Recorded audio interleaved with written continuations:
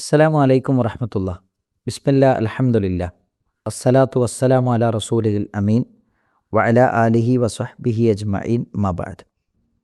പ്രിയമുള്ള സഹോദരന്മാരെ, സഹോദരിമാരെ, പരീക്ഷണങ്ങളിൽ വിശ്വാസികളുടെ സമീപനം വളരെ വ്യക്തമായി പരിശുദ്ധ ഖുർആനും തിരുസുന്നത്തും നമ്മെ പഠിപ്പിക്കുന്നുണ്ട്.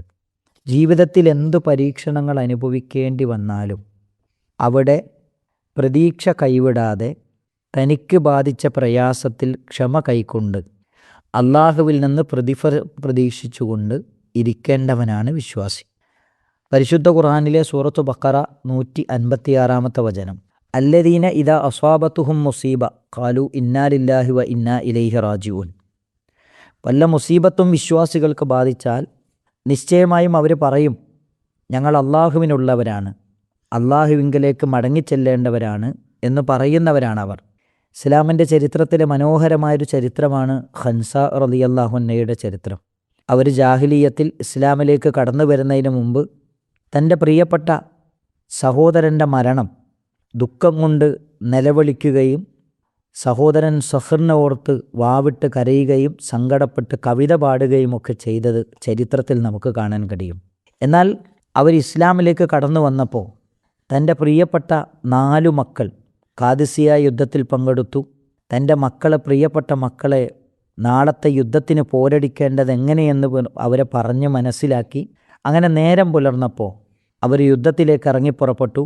4 മക്കളും രക്തസാക്ഷികളായ വിവരമാണ് പിന്നീട് കിട്ടുന്നത്.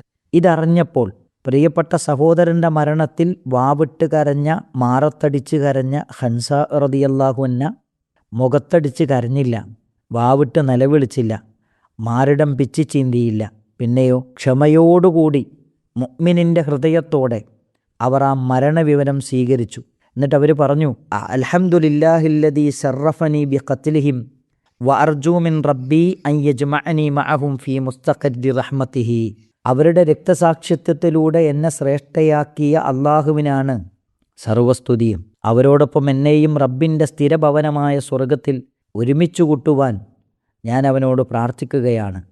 നിങ്ങൾ നോക്കൂ, നേരത്തെ പിതാവിൻ്റെ വഴിക്കുള്ള സഹോദരൻ മരണപ്പെട്ടപ്പോൾ വാവിട്ട് കരഞ്ഞ അതേ സ്ത്രീ ഇവിടെ 4 സ്വന്തം മക്കൾ ഒന്നിച്ചു കൊല്ലപ്പെട്ടിട്ടും അട്ടഹസിക്കുന്നില്ല, ക്ഷമാപൂർവം അതിനെ സ്വീകരിക്കുന്നു. എന്താണ് ഇവിടെ മാറ്റം? കുഫറിൽ നിന്ന് ഇസ്ലാമിലേക്കുള്ള മാറ്റം, ജാഹിലിയത്തിൽ നിന്ന് ഈമാനിലേക്കുള്ള മാറ്റം. അതാണ് ഇവിടെയുള്ള ഏറ്റവും പ്രധാനപ്പെട്ട കാരണം.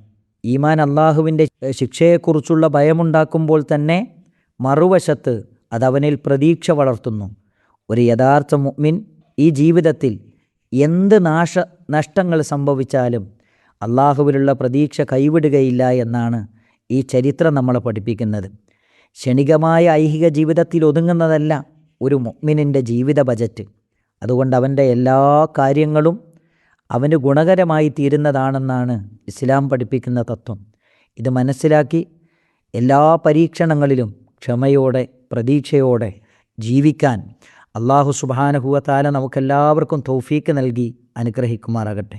വിസ്ഡം ഇസ്ലാമിക് ഓർഗനൈസേഷൻ അവതരിപ്പിക്കുന്ന നേർവഴി എല്ലാ ദിവസവും ഏതാനും മിനിറ്റുകൾ സാമൂഹിക, വൈയക്തിക, കുടുംബരംഗങ്ങളെ വിശകലന വിധേയമാക്കുന്നു. അറിയുക, അറിയിക്കുക. നേർവഴി. Peace Radio. Tune to reality.